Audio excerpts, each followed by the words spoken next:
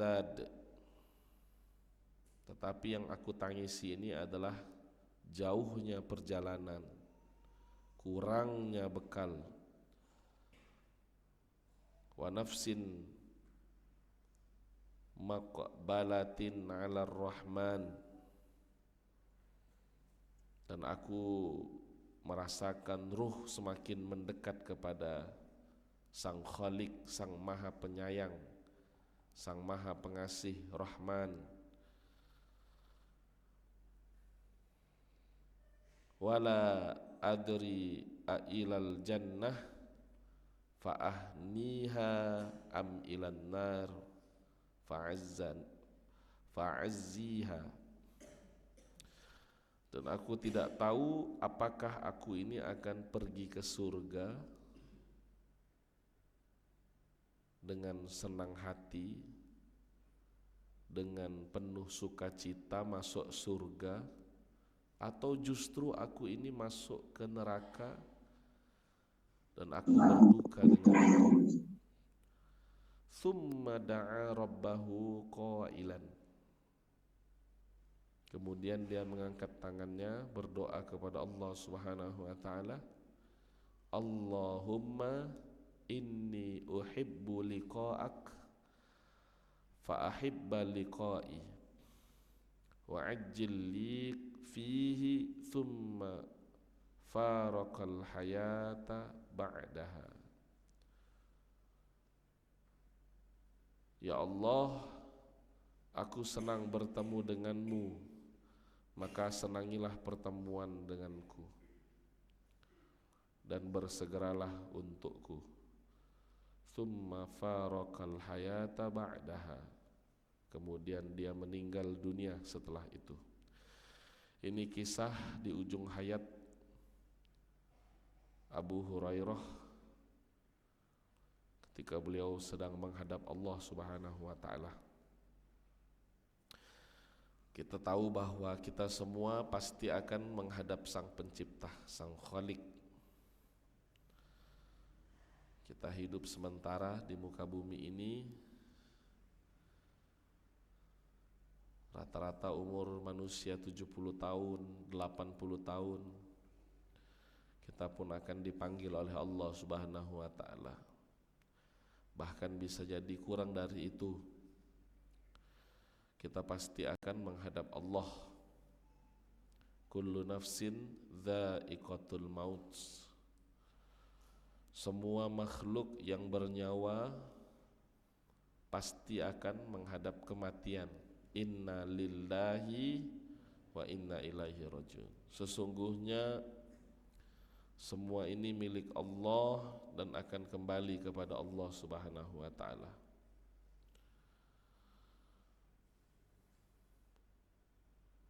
Sebagaimana kisah yang dikisahkan di kitab Mawaqif ini,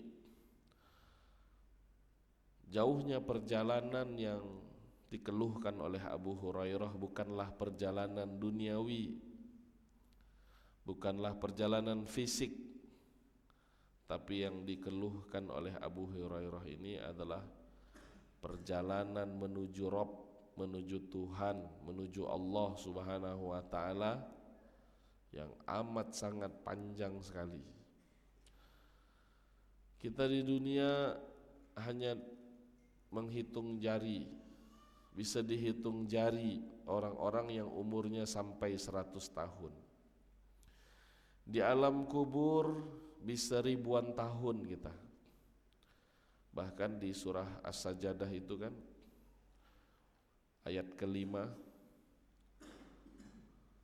A'udzu billahi minasy syaithanir rajim.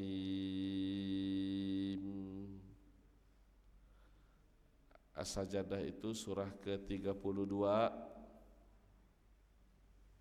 ayat kelima.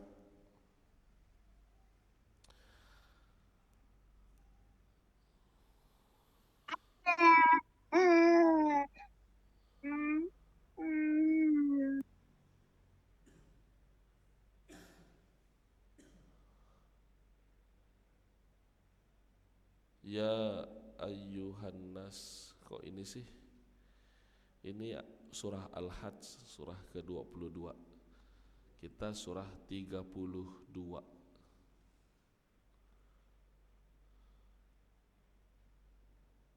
Surah 32 ayat ke-5.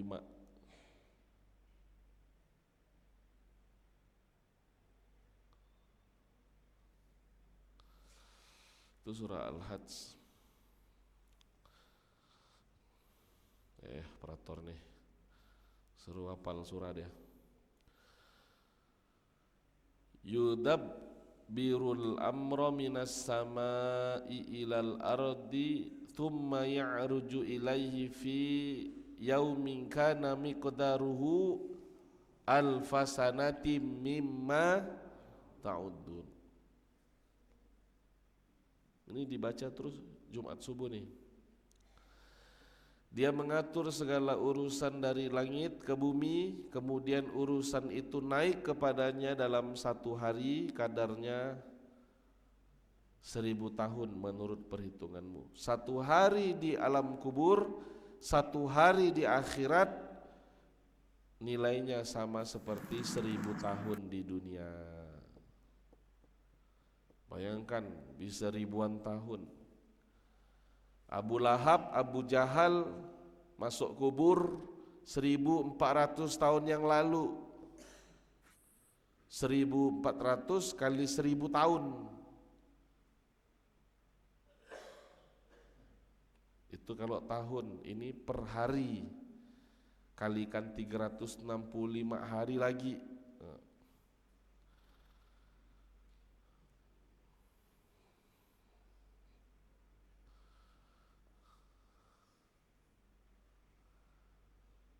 Seribu tahun kali 365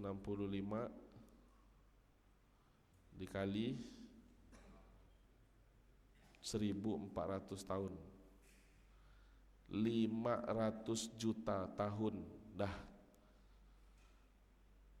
500 juta tahun Abu Lahab tersiksa di alam kubur. Apa yang dirasakan mereka tuh? Na'udzubillah min dzalik. Di alam kubur tuh bisa ribuan tahun. Di padang mahsyar bisa ratusan ribu tahun.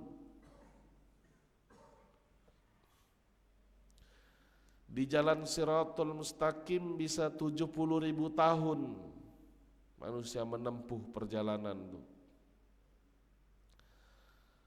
Belum nanti ada hisab, urusan muamalah hablum minan nas, sampailah masuk baru ke surganya Allah Subhanahu wa taala. Itu belum yang dicemplung dulu ke neraka tuh. Na'udzubillah. Maka kita semua akan menempuh perjalanan yang sangat amat panjang sekali. Itu yang dikeluhkan oleh Abu Hurairah. Mim bu'dis safar. Jauhnya perjalanan, gitu kan. Maka dalam kisah ini penuh dengan cahaya keimanan dari Abu Hurairah. Kalau orang sebelum meninggal yang disibukkan tuh harta duniawi. Nanti ini gimana anak istri, rumah siapa yang ngurus, anak istri makan apa, anak nanti jadi apa. Bagi orang yang beriman tidak sempat mikir itu. Maka orang-orang beriman yang meninggal tanpa sempat membuat wasiat terhadap harta yang ditinggalkannya, masih ada hukum waris. Allah bantu.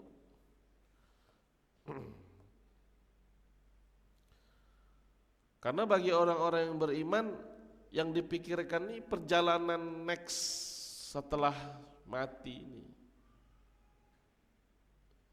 Ini perjalanan yang amat sangat panjang.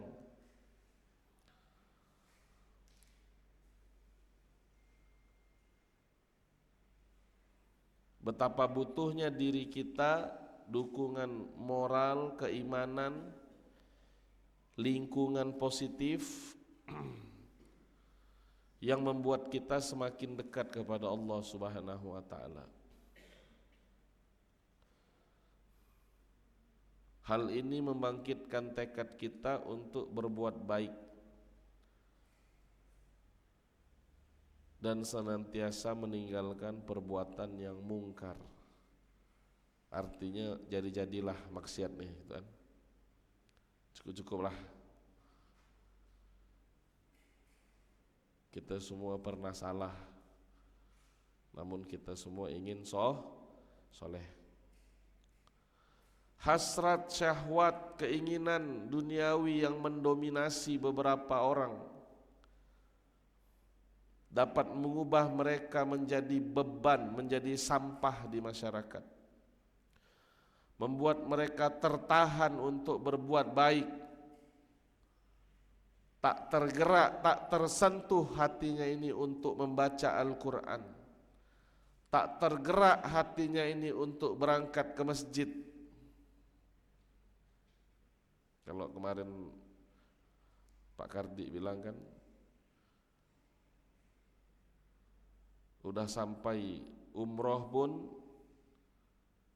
sholatnya di kamar gitu ya. Padahal udah sampai ke Mekah dah, sampai ke Madinah.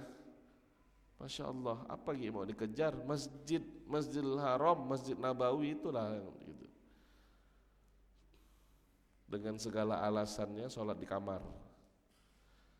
Bahkan beli hotel mahal-mahal, di hotel tuh ada, di kamar tuh ada sonnya, son azan Masjidil Haram, ada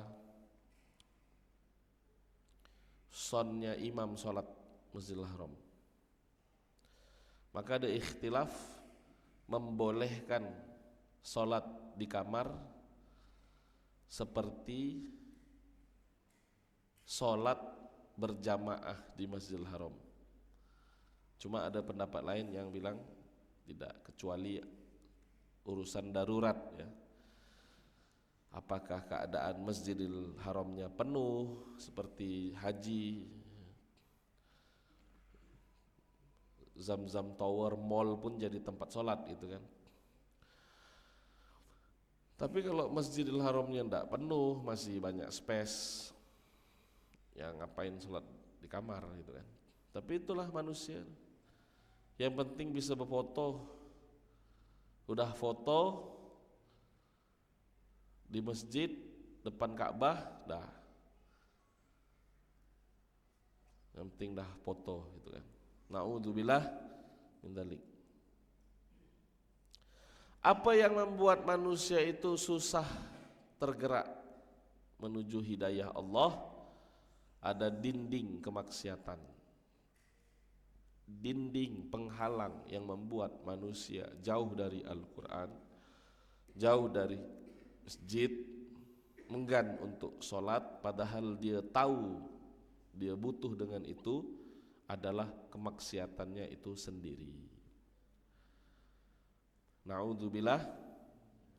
Jika mereka menerima petunjuk Allah, mereka tahu sunnah Rasulullah SAW, maka kehidupan mereka akan berubah menjadi kebahagiaan.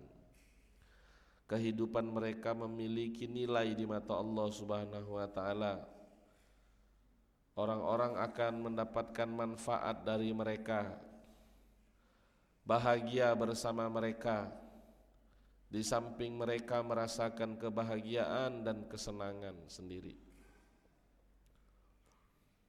Karena setiap sesuatu yang diciptakan pasti ada maksud dan tujuannya. Maksud Allah, maksud orang buat handphone adalah untuk alat komunikasi. Maka ketika handphone yang dibuat tidak bisa dipakai untuk komunikasi, maka handphonenya rusak. Masih dipakai nak handphone rusak?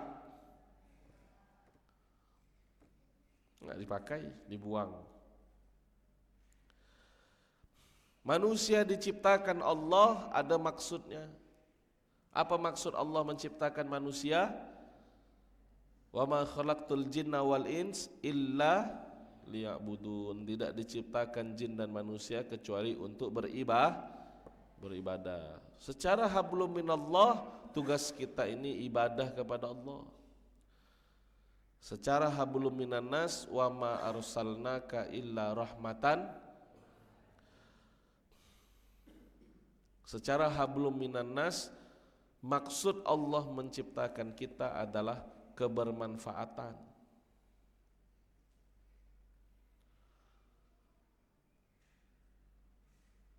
Kita semua pasti punya manfaat. Bermanfaat untuk orang lain. Minimal seorang anak bermanfaat bagi orang tuanya.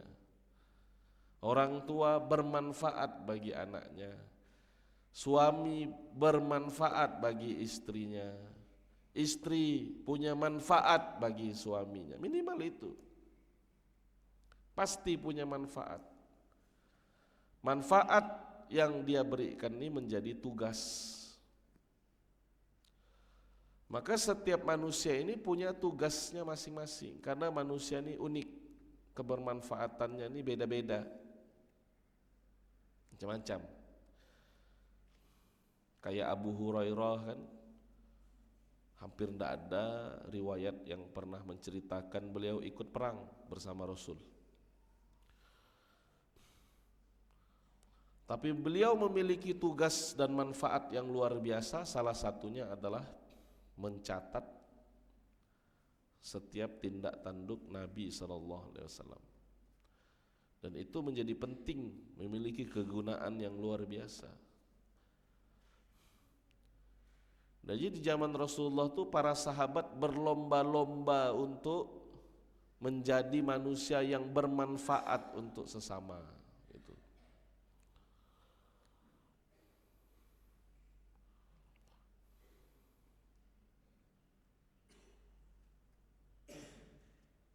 Maka orang-orang yang punya tugas pasti Allah titipkan alat untuk menjalankan tugas itu.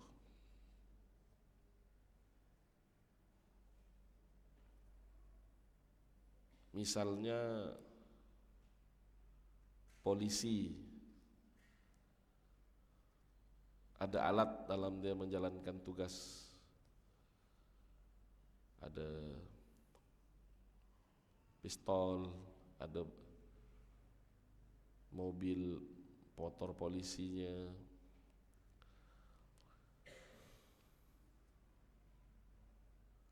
Kalau dokter punya tugas, dikasih alat, ada stetoskop, suntik, obat-obat. Guru punya tugas, dikasih alat, ada buku, ilmu, spidol, gitu kan.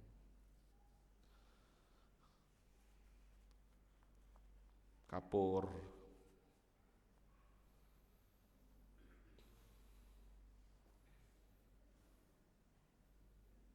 Bayangkan kalau alatnya mereka ini ditukar-tukar. Misalnya dokter dikasih pistol. Ini pasien sakit, ini nggak bisa tembak dor gitu kan.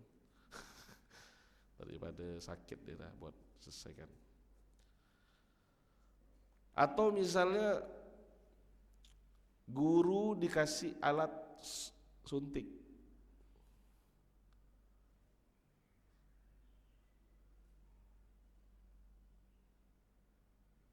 Murid yang tidak bisa ngafal nih suntik ya lah gitu kan.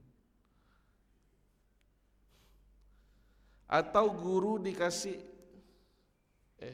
apa tadi? Polisi kasih spidol. Pas mau lawan penjahat, senjatanya spidol. ketawa penjahat. Penjahat ya ketawa. Santri sih tak ketawa. Bayangkan kalau dibolak-balik, makanya ada kenapa banyak manusia hari ini merasa kurang berhasil dalam hidupnya, karena tercatat dalam sebuah penelitian di okezone.com itu ada penelitian berita 87% mahasiswa itu salah pilih jurusan, tidak sesuai dengan bakat alamiahnya. Karena alat yang Allah tanamkan di dalam manusia itu namanya potensi bakat yang berbeda-beda. Maka tugas kita harus mengenali diri kita.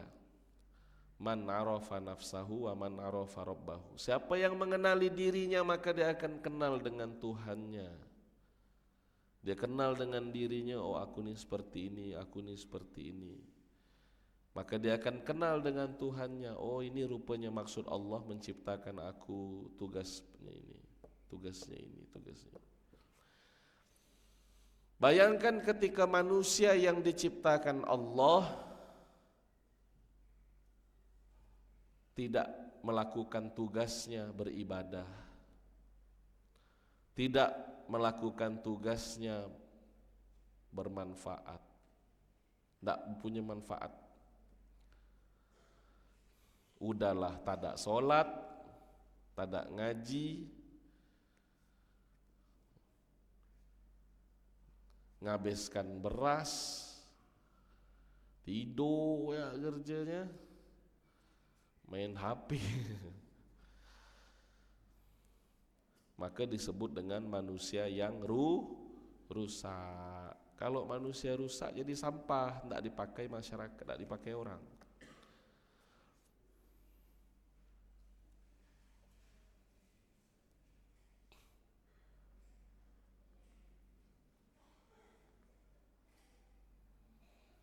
Maka selalu abang bilang jangan buru-buru kuliah. Temukan dulu kalian cocoknya nih di mana, jurusan yang paling betul-betul cocok dengan kalian nih apa. Jangan sampai 4 tahun sia-sia. Kuliahnya apa, kerjanya apa gitu kan.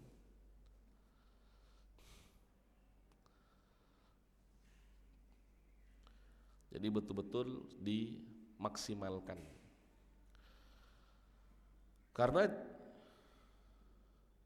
ketika kita bermanfaat, niat kita adalah kebermanfaatan, maka sebuah pekerjaan itu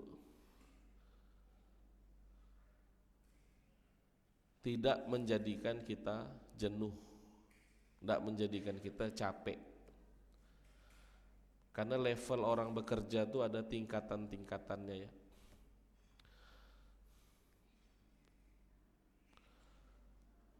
Ada orang yang bekerja tujuannya hanya untuk sekedar dapat gaji, dapat duit dah.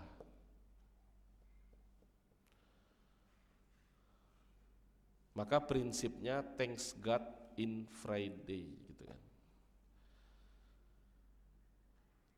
Dia senang sekali kalau udah sampai hari Jumat. Kenapa? Karena Sabtu Minggu libur. Stres dia kalau udah sampai hari Minggu nih. Kenapa hari Minggu dia stres? Karena Senin masuk kerja. Karena tidak sesuai dengan bakat alamiahnya gitu. Stres. Dia di tempat kerja itu stres.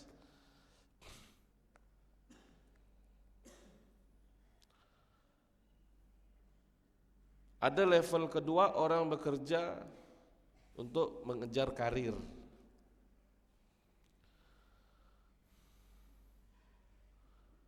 Namun yang kita ingin ajak di sini adalah bagaimana kita bekerja ini niatnya adalah mengejar ridho Allah. Maka ketika kita sudah paham siapa diri kita, apa tugas yang Allah tanamkan kepada kita, apa maksud dan tujuan Allah menciptakan kita, di mana peran kita di masyarakat, Maka bagi orang-orang yang paham posisinya, tidak ada istilah hari kerja dan hari libur. Setiap hari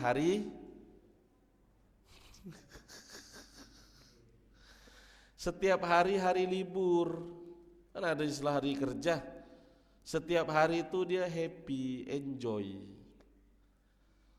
Tengok abang, ada tak hari libur? Mana ada libur? Tiap hari nengok muka kalian ya kan. Mana ada hari libur? Senin, Selasa, Rabu, Kamis, Jumat, Sabtu, Minggu. Bagi orang kayaknya ndak ada libur-liburnya nih gitu kan. Kapan abang libur? Ketika lagi roadshow. Itu pun kita kerja gitu kan. Bagi orang luar. Tapi bagi abang tiap hari adalah hari libur. Karena apa yang abang kerjakan sekarang sesuai dengan tugas yang Allah berikan, bakat alamiah. Abang enaknya seperti ini, ngajar seperti ini, hobi. Mau ada santri, tak ada santri, 2 orang, 3 orang, banyak, sikit, sama ya. Yang penting ngaji, ngajar.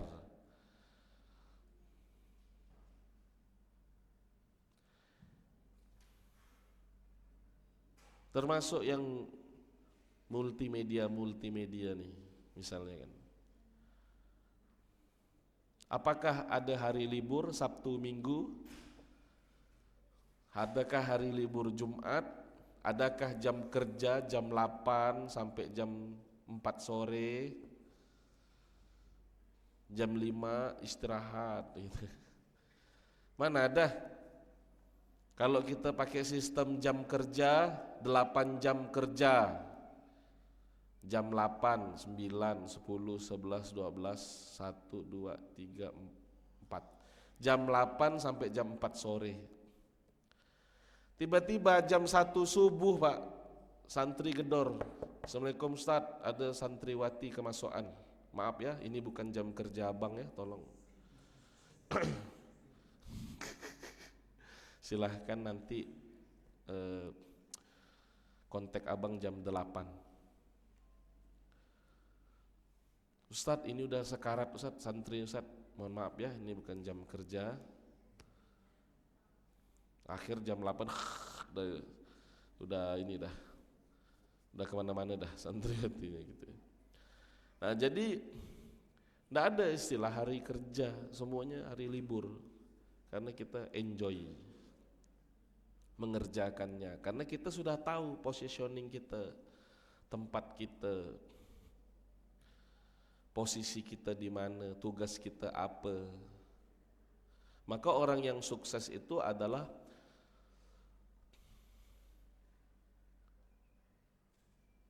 orang yang mengerjakan hobinya dan dibayar.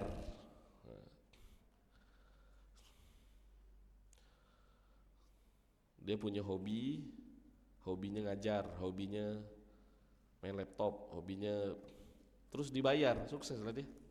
Mana ada istilah ini hari kerja nih, ini bukan jam kerja.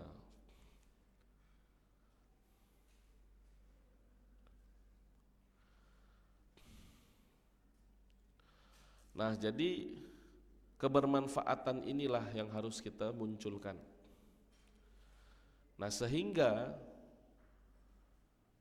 hidup kita ini senantiasa dekat dengan Allah Subhanahu wa taala, karena kita paham posisi kita di dunia ini sebagai hamba Allah beribadah, dan kita paham posisi kita di masyarakat menjadi manusia yang bermanfaat.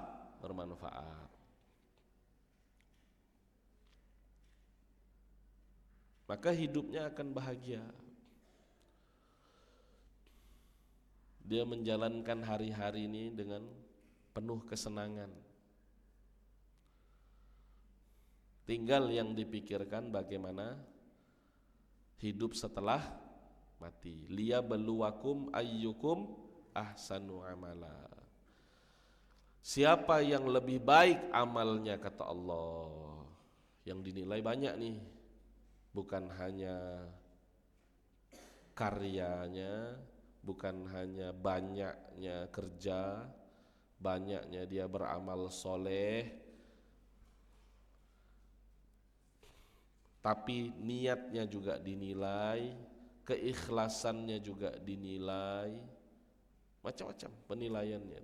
Siapa yang lebih baik, maka nanti di akhirat, di padang mahsyar lah kita tahu semuanya.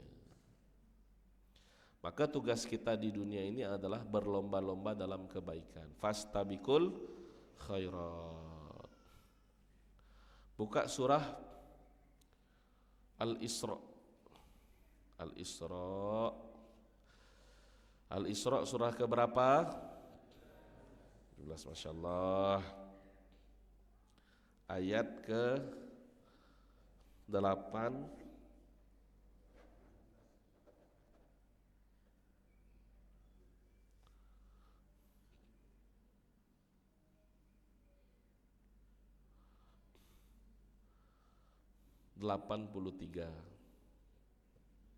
Wa idza an'amna 'alal insani a'rada wa na'a bi janibih wa idza massahu syarru kana ya'usa. Apabila kami berikan kesenangan kepada manusia, niscaya mereka berpaling, menjauhkan diri dari Allah, menjadi manusia yang sombong. Apabila ditimpa kesusahan, niscaya mereka berputus asa, stres, pusing sendiri, akhirnya kabur.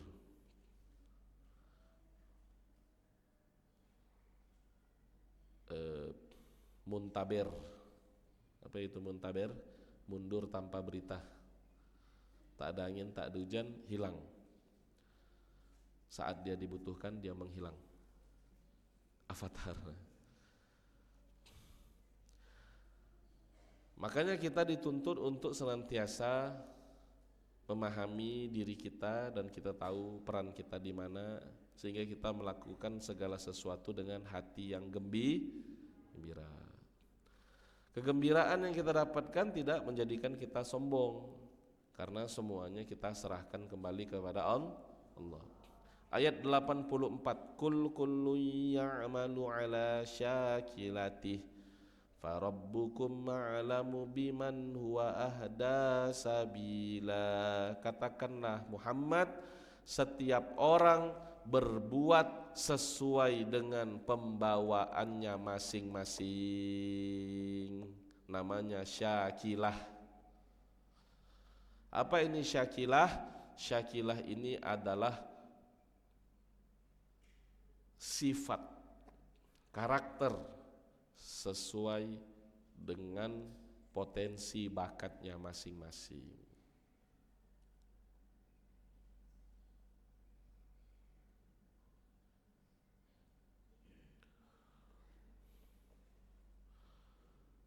Farabbukum ma'lamu biman huwa ahda sabila, maka Tuhanmu lebih mengetahui siapa yang lebih benar jalannya. Maka kita harus paham.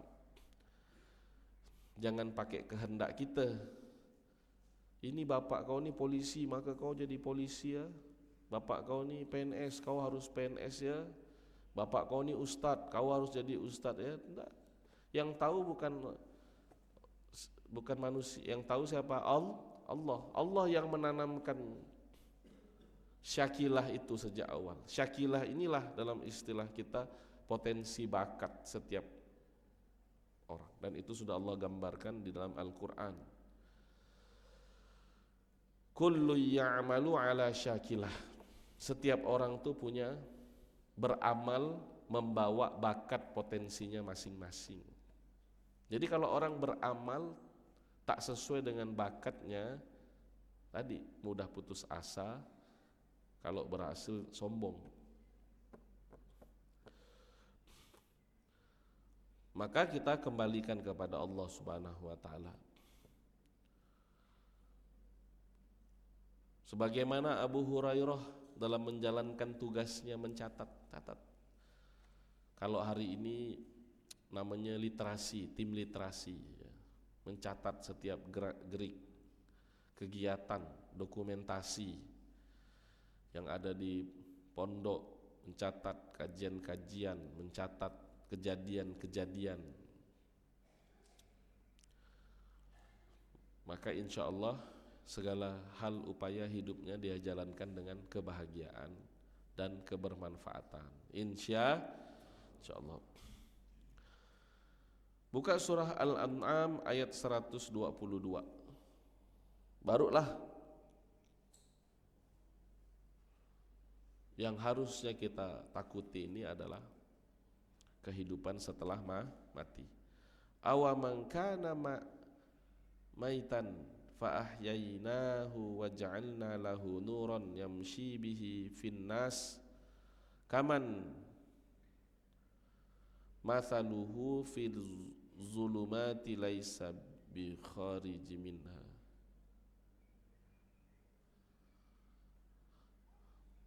Dan apakah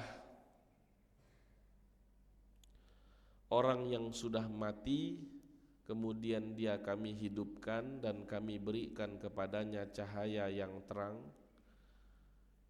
yang dengan cahaya itu dia dapat berjalan di tengah-tengah masyarakat manusia, serupa dengan orang yang keadaannya berada dalam gelap gulita yang sekali-kali tidak dapat keluar daripadanya. Padang mahsyar ada namanya Yaumul Hisab, hari perhitungan. Yaumul Mizan, ditimbang semua amal. Dan setiap manusia akan diberikan cahaya sesuai dengan amalnya masing-masing. Cahaya itu digunakan untuk meniti jalan Shiratal Mustaqim. Itu Allah ceritakan detail di surah Al-Hadid ya. Orang beriman ada yang dapat cahaya sebesar kuku, kayak senter handphone cahayanya itu. Ada yang cahayanya itu segenggaman tangan seperti senter. Ada yang cahayanya bahkan seluruh tubuhnya yang bercahaya. Ada yang cahayanya ini setinggi gunung. Kemanapun dia lewat, sejauh mata memandang, terang, benderang. Nah, itu tergantung amalnya masing-masing. Orang-orang kafir pengen numpang, nebeng dengan orang-orang yang beriman. Karena orang kafir tak dapat cahaya. Orang-orang munafik diprank oleh Allah, sebagaimana dia memprank Allah di dunia. Mencoba memprank Allah di dunia, Allah prank balik nanti di akhirat. Dia diberikan cahaya oleh Allah, ketika mau melangkah ke jalan Shiratal Mustaqim, cahayanya padam. Pede dah dia dengan cahayanya, ketika masuk jalan Shirat padam cahayanya. Na'udzubillah min dzalik. Itu Allah gambarkan di surah Al-Hadid, lengkap di situ. Inilah yang dikhawatirkan oleh Abu Hurairah. Bagaimana kita mendapatkan cahaya ini? Tadi dua, lewat ibadah kita kepada Allah. Apakah kita diciptakan ini sudah melakukan tugas kita dengan baik? Tugas kita sebagai hamba Allah dan tugas kita sebagai makhluk sosial.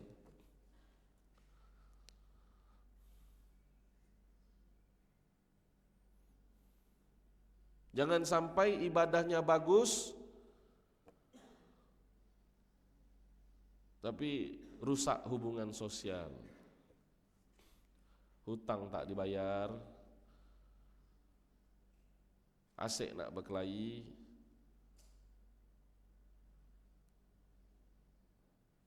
banyak orang tak ditegur. Atau sebaliknya, dengan masyarakat bagus, sosialnya bagus, tapi tak pernah sholat, tak pernah ngaji. Nah, cahaya itu dari situ tuh. Maka Allah gambarkan cahaya sebagai Al-Quran. Nurun ala Nur. Dari Al-Fatihah sampai An-Nas inilah ayat-ayat Allah yang menjadi cahaya di hari kiamat. Bukan hanya berupa bacaan yang kita baca, tapi menjadi sebuah pengamalan dalam hidup sehari-hari kita yang akan menjelma jadi cahaya kita di akhirat. Buka surah Al-Anfal ayat 24. Ya ayyuhalladzina amanu stajibu lillahi walir rasuli idza da'akum lima yuhyikum. Wahai orang-orang beriman, penuhilah seruan Allah dan Rasul-Nya apabila Rasul menyeru kamu kepada sesuatu yang memberi kehidupan kepada kamu. Dengan demikian ajaran Islam, tuntunan Al-Quran dan Sunnah baginda Rasulullah SAW menciptakan dalam diri seorang Abu Hurairah suatu keadaan yang terlindungi dari sifat ketamakan duniawi, keinginan syahwat, hasrat dari hal-hal yang batil, sehingga hatinya itu condong bertaubat, berserah diri kepada Allah serta hidup di bawah naungan Allah Subhanahu wa taala. Punya rasa takut, rendah hati dengan penuh harapan pada rahmat Allah taala, serta mengingat kematian dan mempersiapkannya dengan beramal soleh dan meninggalkan perbuatan buruk.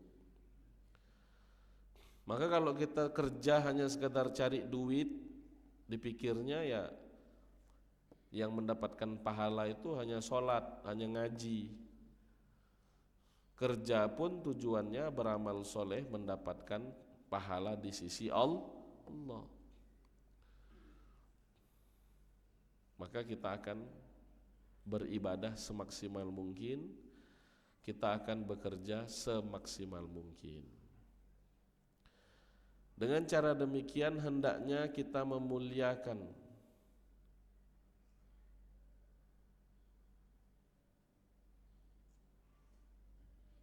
apa-apa yang menjadi tugas kita di muka bumi ini. Maka Rasulullah SAW ini bersabda dalam hadis riwayat Bukhari, salatun man kunna fihi wajaddi bihinna halawal al-iman. Ada 3 perkara yang apabila perkara tersebut ada pada seseorang, maka ia akan mendapatkan manisnya iman. Man kana Allah wa rasuluhu ahabba ilaih mimma siwahuma. Barang siapa yang Allah dan Rasulnya lebih ia cintai dari selain keduanya, tidak ada yang lebih dia cintai daripada Allah dan Rasul, maka dia dapat manisnya iman.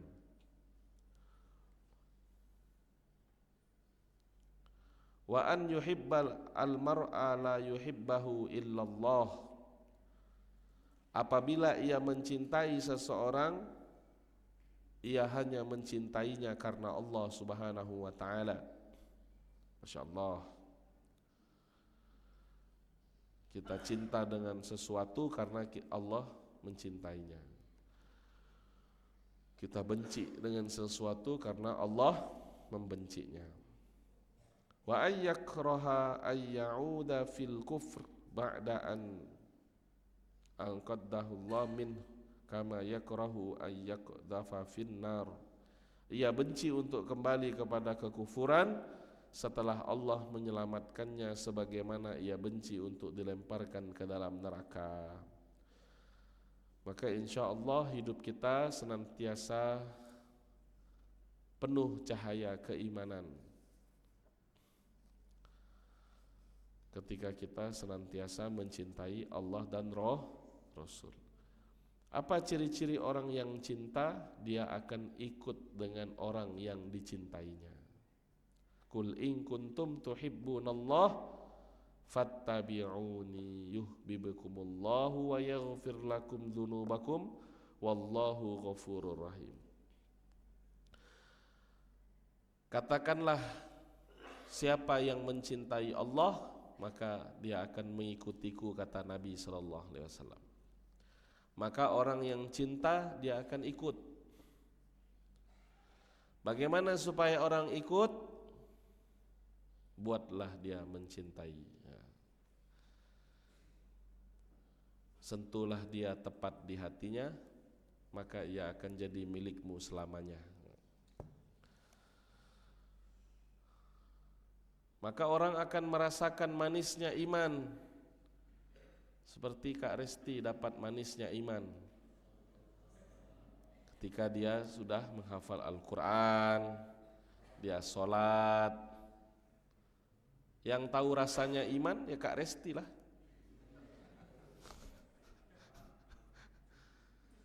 Kalau saya tak tahu rasanya iman,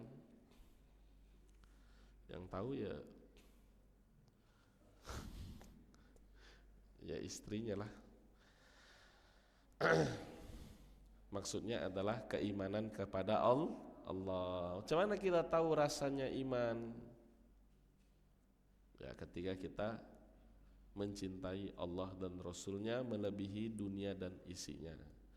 Kita mencintai sesuatu karena Allah, kita membenci sesuatu karena Allah. Insya Allah hidup kita indah, bahagia dunia akhirat. Insya Allah.